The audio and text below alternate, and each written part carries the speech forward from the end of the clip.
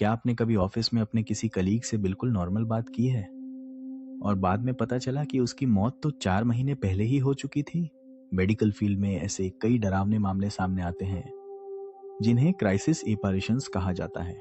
ऐसी ही एक कहानी है एक रेडियोलॉजी डिपार्टमेंट की, जहां रात की शिफ्ट में एक डॉक्टर अपने पुराने कलीग से मिलता है।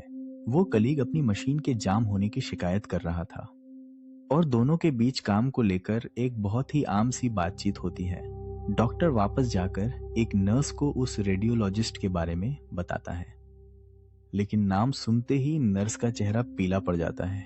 नर्स भारी आवाज में बताती है कि उस इंसान की तो 4 महीने पहले ही एक कार एक्सीडेंट में मौत हो चुकी है। डॉक्टर सन्न रह जाता है क्योंकि उसने अभी अभी एक ऐसे इंसान से बात की थी जो इस दुनिया में है ही नहीं।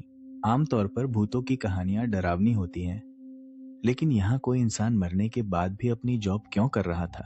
साइंस इस अजीब घटना को टाइम शिफ्टेड फॉल्स मेमोरी का नाम देता है।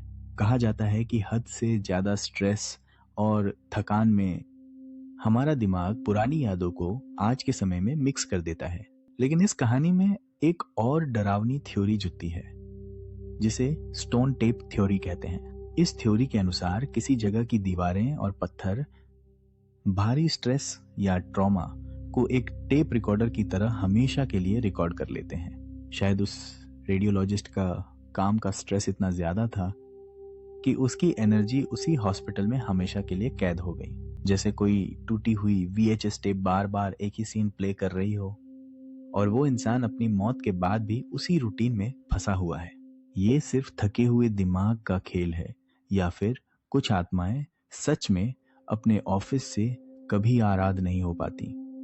लेकिन क्यों?